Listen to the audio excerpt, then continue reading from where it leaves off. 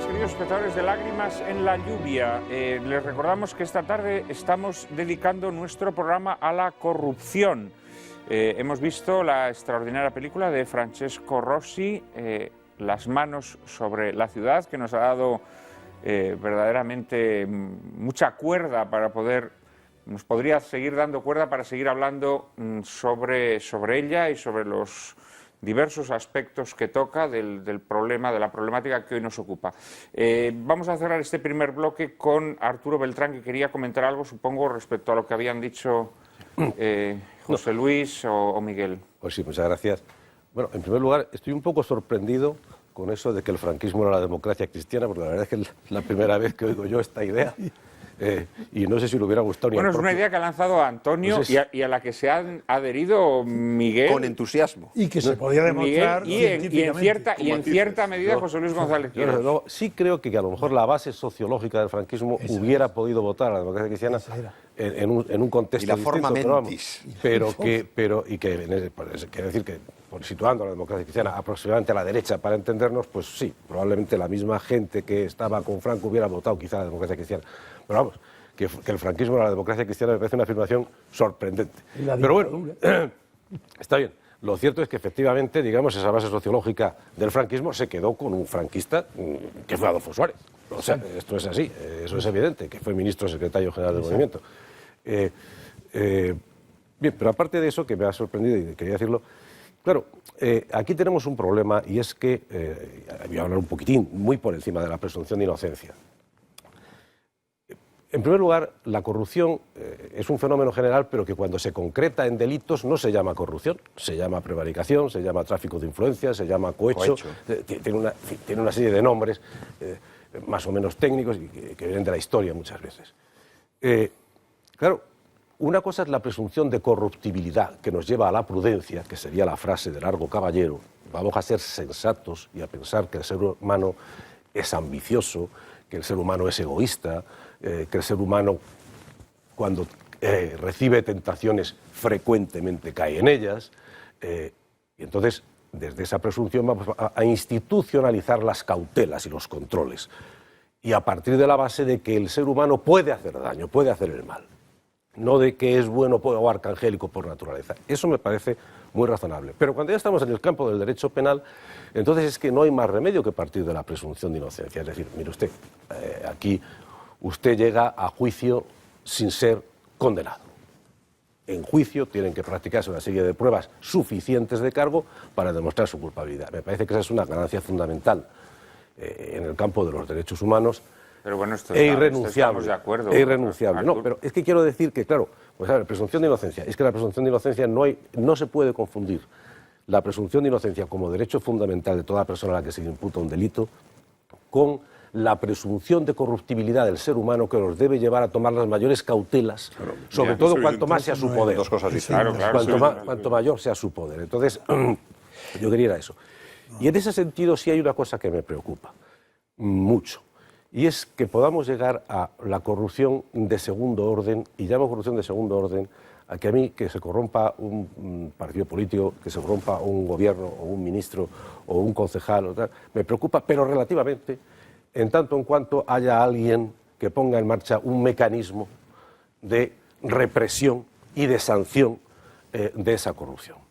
Si este mecanismo no se pone en marcha por la singular debilidad de control del Parlamento español, que prácticamente, pues, no nos engañemos, el partido que gobierna es el que hace las listas, y el que hace las listas y el que se mueve no sale en la foto, y de esta manera pues el Parlamento tiene una capacidad de control muy pequeña. Queda otro poder de control, que es el Poder Judicial. Es un poder singularmente débil. Tiene que ser débil, porque si el Poder Judicial se concentraran los 4.000 jueces en una mesa como un Consejo de Ministros, pues a lo mejor esto sería una tiranía de la judicatura. Tiene que estar disperso, porque puede entrar en tu casa, porque puede intervenir tu teléfono, porque tiene demasiado poder como para concentrarlo. Es mejor que esté disperso, está bien. Pero si tiene tan poco poder, que no puede atajar aquellos delitos en los que se concreta la corrupción, entonces llegamos a una corrupción de segundo orden en que resulta que el poder de control por antonomasia desaparece. Si esto además se debe a que entra la corrupción en el Poder Judicial, entonces ya es la tragedia. Yo creo que en este momento, por fortuna, se pueden contar con los dedos de una mano los jueces corruptos, no ya los que han sido condenados. Quiero decir que a mí no me importaría que todos los jueces fuéramos obligados a hacer una declaración de patrimonio y se vería que no hay en España un juez rico, como no lo sea por su casa. Cosa que me gustaría ver en qué otras profesiones se puede decir lo mismo. Y cuando digo jueces digo fiscales, exactamente igual. Pero hay otra corrupción que está ahí, que es la corrupción de la vanidad, la corrupción del ascenso, el llegar al Supremo, el a ver si me dan, el por qué yo no. El corazón humano siente muchas veces el agravio comparativo, la envidia, no sé qué. Y claro, eso en este momento... Y el veneno del sectarismo ideológico que está muy metido en la judicatura. Bueno, pues todo eso también puede llegar a una corrupción, que no es una corrupción económica, pero sí es una corrupción de la función, ¿no? Y eso sí sería muy peligroso. Yo creo que todavía no estamos en un nivel como para echarse a temblar, pero que hay que atajarlo lo antes posible y reforzar los mecanismos de control. Os habéis adentrado en el tema sin dejar a María que lo introduzca. Os pido brevedad. Sí. Yo quería, supongo que quieres comentar algo de claro, lo que quería comentar todo lo que acaba de decir Arturo, que es interesantísimo. Un segundo. Es que le había preguntado sobre la presunción de inocencia. Y yo quiero decir que presunción de inocencia de verdad solamente tienen que respetarla los que actúan en el juicio, en el judicialmente. Jueces, fiscales, abogados, procuradores, partes, evidentemente. Fuera de ello, de ninguna manera. Ejemplo, Durán Lleida no ha sido condenado. Y sin embargo yo digo, presuntamente es culpable. Presunción de culpabilidad. ¿Qué es eso de presunción de inocencia? La prensa no está obligada a eso. Y hay un miedo heredado del franquismo que no hay periodistas que siempre estén salvando presunción de inocencia. Pero si vosotros no estáis obligados, no estáis en el proceso. Es que creo que hay que distinguir, y creo que es correctísimo. Vamos a ver, hay una responsabilidad jurídica cuyo último vértice es la responsabilidad jurídico-penal. Ahí está la presunción de inocencia. Porque en otras cosas, por ejemplo, incluso en materia civil, hay veces en que hay responsabilidad civil sin culpa, objetiva, sin duda, objetiva, lo hacían. Administrativa, sin culpa, objetiva. Y la responsabilidad política, al revés, no se basa en la presunción de inocencia. La presunción de inocencia es un derecho un derecho fundamental que tiene su sentido cuando se va a aplicar un derecho sancionador. Esencialmente el derecho penal, en parte el derecho administrativo sancionador. Fuera de ahí, no es en su campo. La responsabilidad política no tiene nada que ver con la presunción de inocencia. Si un partido político está corrompido, el líder de ese partido político, pues tiene que dimitir o tiene que marcharse o lo que se quiera. O sea, pero estamos libres de decir es culpable o presuntamente culpable. Totalmente aunque no haya sido condenado. Totalmente libre, porque la responsabilidad política es de otro orden distinto. Muy brevemente, por favor. Es que me parece a mí que en la conversación muy interesante que se acaba de producir cruzada entre Arturo y Beltrán y Antonio García Trevijano, gravita un equívoco que viene del propio nombre de presunción de inocencia, que desde mi punto de vista es perturbador. Porque la presunción de inocencia no es una presunción. Una presunción, en derecho, si no me confundo, es exonerar de prueba un hecho en función de otro hecho que se tiene por probado. Hay dos tipos, la legal... O sea, la presunción juris tantum, que permite... Sí, y luego, dentro de las presunciones legales, la juris tantum y la juris... Pero no, es exonerar de prueba un hecho en función de otro hecho que se da por probado. Lo que llamamos presunción de inocencia en el proceso penal y en el proceso administrativo sancionador, en el derecho disciplinario, es otra cosa. Es que para condenar a alguien hace falta prueba de cargo. Entonces, la palabra presunción, desde mi punto de vista, que es errónea técnicamente, gravita como un equívoco semántico cuando se tratan estas cuestiones. Gracias por eso pretendía yo. Primera observación. Aclarar eso. Segunda observación.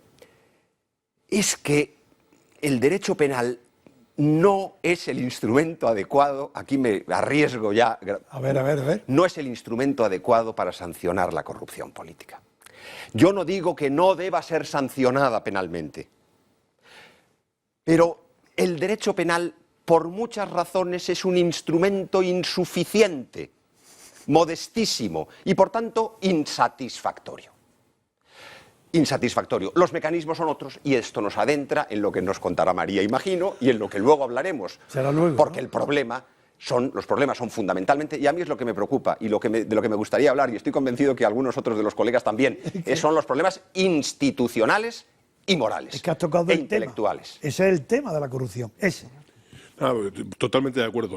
Yo totalmente de acuerdo, vamos, con todo lo que habéis dicho, y creo que es una relación excelentemente hecha. Lo que yo quiero subrayar, que quizás soy el culpable de haber introducido este equívoco aquí, pero lo he hecho adrede, porque es que los partidos usan muchas veces este término para depurar políticamente al presunto culpable. En este caso sí, porque le está denunciando a la opinión pública. Bueno, pues, aparte de usted en medio, quítale en medio, investíguese, y eso es que se le reponga con todos los honores.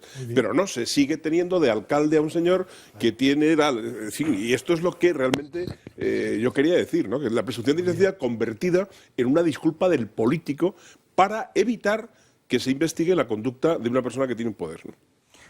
Bueno, pues ahora, a pesar de que, como habrán podido comprobar, nos hemos salido mucho del tema del comentario de la película y hemos entrado ya de lleno en el asunto que nos ocupa, vamos a dejar que María nos haga una pequeña introducción al problema de la corrupción. Que sobradamente está introducido, pero procedo.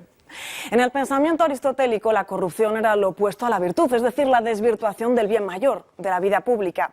John Dalbert Acton, más conocido como Lord Acton, en 1887 llegaba a afirmar ingeniosamente que el poder tiende a corromper y el poder absoluto corrompe absolutamente. El diccionario de la Real Academia Española de la Lengua define la corrupción como una práctica consistente en la utilización de las funciones y medios de las organizaciones, especialmente públicas, en provecho económico de otra índole de sus gestores. Trazar una historia de la corrupción sería una misión tan inabarcable como probar a hacer una historia del género humano, ya que ciertamente no ha existido régimen político que haya estado libre de esta calamidad. Pero no es menos cierto que algunos regímenes políticos, más que luchar contra la corrupción, parecen haber sido concebidos para ampararla. Tampoco han faltado pensadores que han elogiado la corrupción como motor del progreso de las sociedades. Un ejemplo claro de ello sería el politólogo Samuel P. Huntington, quien llegó a afirmar lo siguiente. La corrupción puede ser considerada un factor de modernización y de progreso económico, permitiendo, por ejemplo, un recambio social a favor de clases emergentes dispuestas a desbancar el obstruccionismo de las viejas élites, agilizando procesos burocráticos y seleccionando a los principales actores del mercado a fin de que surjan aquellos que invierten de forma decidida, incluso sobornando en sus proyectos empresariales. Pero tales defensas cínicas de la corrupción se han probado falsas. La riqueza que produce la corrupción solo beneficia a quienes la amparan y a cambio degrada a las instituciones y provoca un envilecimiento moral que acaba extendiéndose a todo el cuerpo social, llegándose a ese estado que denunciaba Salustio en La Conjuración de Catilina. Desde que empezaron a honrarse las riquezas y se comprobó que detrás de ellas iba la gloria, la autoridad y el mando, decayó el lustre de la virtud, túvose la pobreza por afrenta y la inocencia de costumbres por odio y mala voluntad. Palabras que bien podrían servir para describir la actual situación de la política española, en la que la corrupción se ha hecho un mal endémico. Esta tarde preguntamos a nuestros invitados sobre las causas morales de esta lacra. También les pedimos que traten de determinar si es un fenómeno consustancial al ejercicio del poder, como sostenía Lord Acton, o derivado de regímenes políticos inicuos. Y también les preguntaremos y les pediremos que nos expliquen las razones de su proliferación en el tiempo presente, un tiempo en el que supuestamente y en teoría los poderes públicos están más sometidos a controles que en fases anteriores de la historia. Bueno, Miguel, empezamos contigo. No digo una primera aproximación porque ya habéis hecho varias aproximaciones. Está muy aproximado al fenómeno. Ahí pero... es nada. No, me viene bien empezar porque en realidad me permite extender un poco con mis últimas palabras en el bloque anterior, que era el intento de encuadramiento de los fenómenos de corrupción delictivos desde el punto de vista jurídico-penal, de la jurisdicción penal, la insuficiencia del derecho penal para ellos, incluso la deficiencia, no solo la insuficiencia, sino la deficiencia de los mecanismos penales para abordar esos fenómenos y su encuadramiento institucional, moral e intelectual. Bueno, pero yo me permito comenzar por la última pregunta de María. A mí la frase de Lord Acton, famosa, yo no estoy de acuerdo con ella y por tanto prefiero comenzar por discutirla directamente. Decir que el poder corrompe, esa es una tesis del anarquismo y del liberalismo en cuanto a anarquismo, pero existen poderes no corruptores. Si pensamos que todo poder es corruptor, que todo poder tiende a corromper, entonces la cosa va mal, porque ¿y la patria potestad? La patria potestad es un poder que está hecho, que corrompe, o está hecho en el servicio de aquel sobre quien se ejerce. Los poderes de dirección del empresario en el seno de la empresa, ¿son poderes corruptores o son poderes sin los cuales? El poder político, analógicamente a todo poder, porque en realidad lo que tendríamos que hacer es un estudio de la estructura del poder, de la estructura ontológica del poder, y aplicar luego la analogía, porque la analogía es el gran concepto de la filosofía clásica y la que permite abordar todos los problemas, ¿no?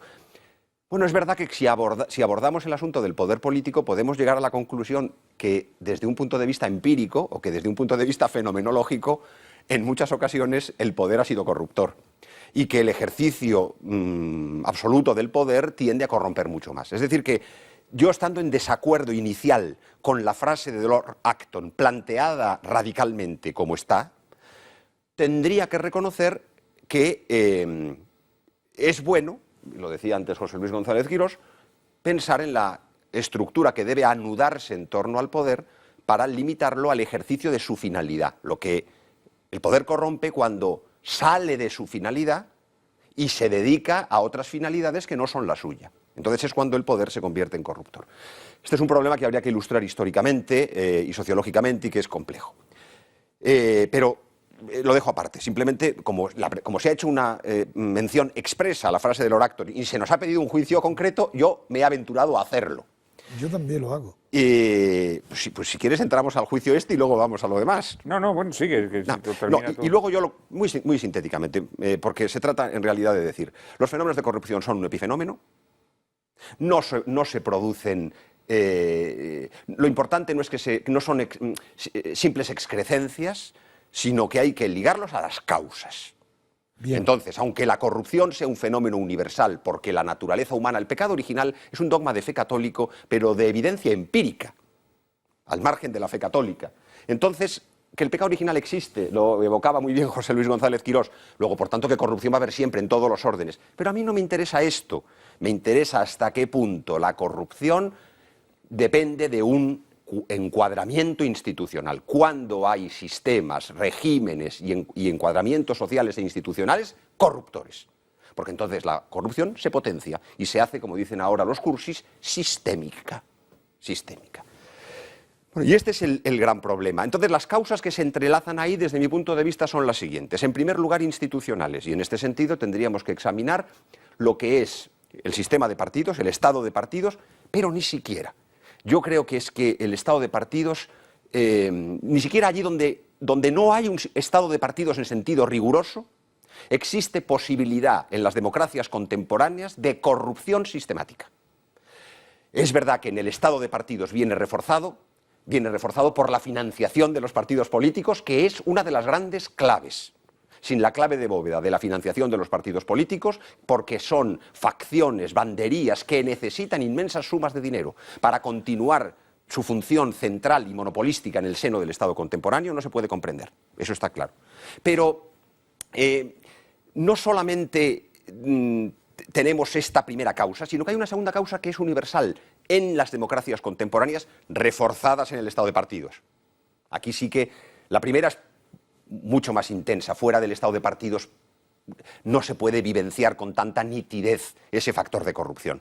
En cambio, la segunda que voy a mencionar es más extensa, aunque más intensa en el estado de partidos, que es la invasión de la administración por la política.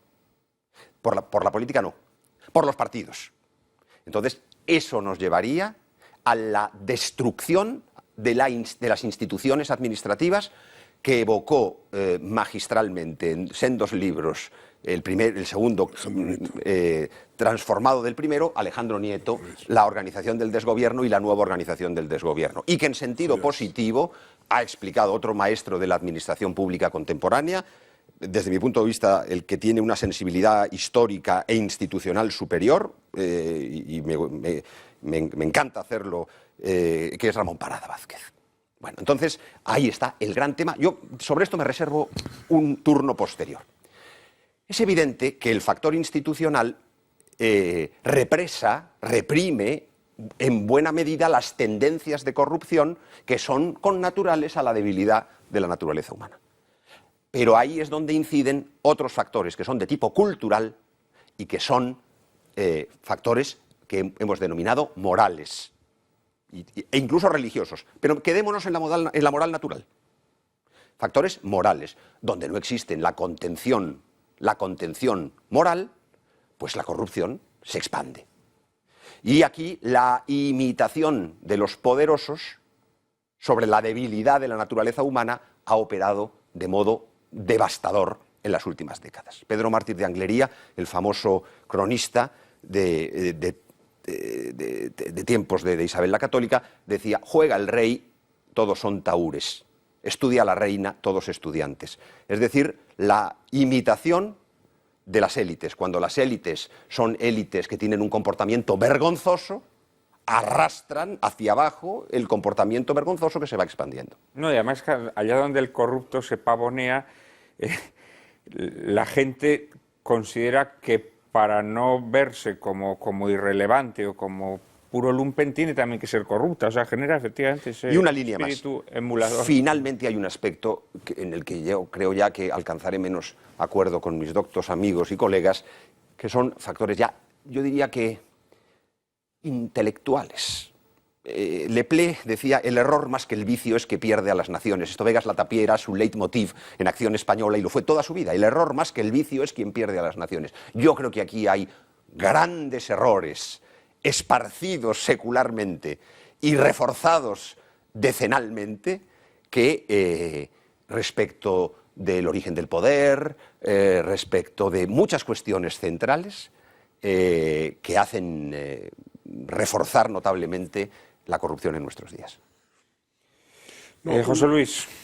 Sin meterme en teorías que siempre son discutibles y cuando las expone Miguel siempre son brillantes, ¿no? Aunque a veces no sean totalmente exactas o yo no las comparta por completo. Yo hay una cosa muy concreta. Tú has dicho, y estoy de acuerdo contigo, que la financiación de los partidos es el gran motivo Bueno, en concreto, la financiación de los partidos es la gran excusa para la corrupción, porque la mayor parte del dinero que se reclama en nombre de la financiación de los partidos va a parar a bolsillos particulares. Es decir, que esto es una perversión típica del sistema, es decir, que la gente está dispuesta a financiar a los partidos y ya ha convertido eso en un motivo noble. No tiene nada de noble el financiar a los partidos. No hay por qué dar dinero para financiar a los partidos. En España los partidos tienen fuentes supersuficientes de financiación, pero se ha corrido la voz de que es que te pido dinero para el partido y entonces, claro, como pides dinero por el partido, y eso no es fácil de comprobar, porque no puedes llamar al partido y decir: oye, me habéis pedido esto, pues va él y lo suelta por si acaso. Pero la mayor parte de las veces, esto es muy difícil de investigar, pero en fin, yo creo que no es difícil de entender, ese dinero que se pide para los partidos no va ni siquiera a los partidos, va al bolsillo del que los ha pedido. 50-50. Bueno, nada.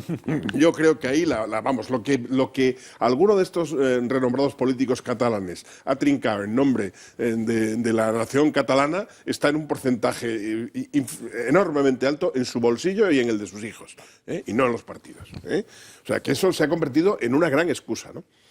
Luego, la corrupción es inherente al poder. Yo entiendo que sí, yo estoy más con Lord Acton. Si bien no tengo más remedio que reconocer que el poder de suyo no es corruptor, es evidente, el poder es un bien.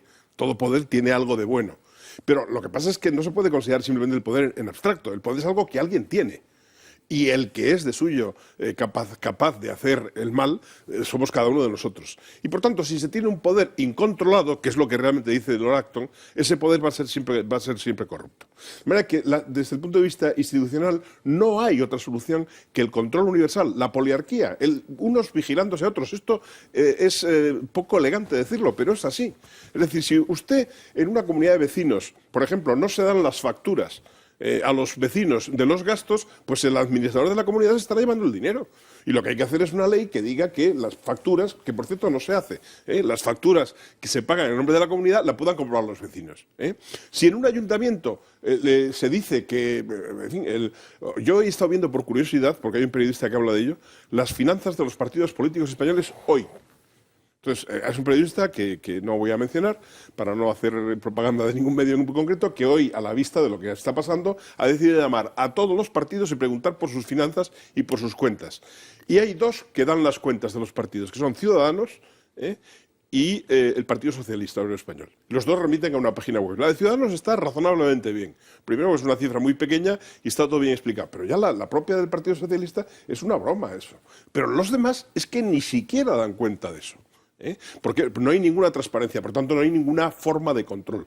Y cuando no hay forma de controlar en qué se gasta el dinero del Ministerio de Defensa, qué comisiones paga o no paga, o en qué se gasta el Ministerio de Educación, o por qué razón hace hospitales el Ministerio de Sanidad, o por qué se los adjudica a este o a este otro, es sencillamente, de una bobería angelical imaginar que eso se va a haber hecho de acuerdo con todas las condiciones y sin que nadie haya metido la mano por el medio. De manera que la única manera posible de evitar la corrupción con sistema de partidos y sin sistema de partidos es que haya maneras de verificar que el dinero que se nos saca a los simples ciudadanos para pagar los gastos públicos se pueda controlar. Si no hay eso, y en España claramente no lo hay, el nivel de opacidad que hay en España es pasmoso, pero vamos, que lo hay en los institutos de enseñanza media, en las universidades, en los hospitales. Estos días, y termino ya, se está discutiendo mucho, por ejemplo, en Madrid, si es mejor la financiación pública o la financiación privada de la sanidad. Independientemente de lo que uno piense sobre eso, que puede discrepar por razones ideológicas, hay un dato técnico decisivo, que es ¿cuál? Que no se sabe realmente cuáles son los costes de la sanidad pública ni de la sanidad privada. ¿Por qué? Porque la opacidad y la falta de homogeneidad y la falta de rigor profesional en esas contabilidades hace imposible tomar realmente con rigor una decisión al respecto. De manera que nuestro problema principal es que el gasto público ha aumentado de una manera asombrosa y la administración pública ha aumentado de una manera asombrosa en los años de democracia, para ceñirnos al periodo en el que tiene sentido poder controlar estas cosas, y de ninguna manera han aumentado nuestros procedimientos de control. Me refiero al procedimiento de control de los ciudadanos, ni los procedimientos institucionales de control. Por tanto, es muy normal que haya crecido la corrupción. Lo contrario habría sido un milagro. Y lo que hay que reprochar a los políticos es que no hayan sabido ver desde el principio que esto iba a pasar. Y más, y termino ya, la primera vez que pasó y se dijo, los partidos políticos, y en concreto el Partido Socialista, porque yo creo que el primer caso en la democracia española de corrupción denunciado públicamente fue la corrupción en el Ayuntamiento de Madrid, en la que hubo un señor que se llamaba Alonso Puerta, que dijo que había unas corrupciones importantes en las contratas. ¿Cómo reaccionó el partido? No castigando a los corruptos, sino expulsando a Alonso Puerta. Sí. Y ese es el antecedente y de ahí viene todo lo demás. Vamos a hacer una brevísima pausa. En apenas un minuto estamos nuevamente con todos ustedes hablando sobre la corrupción.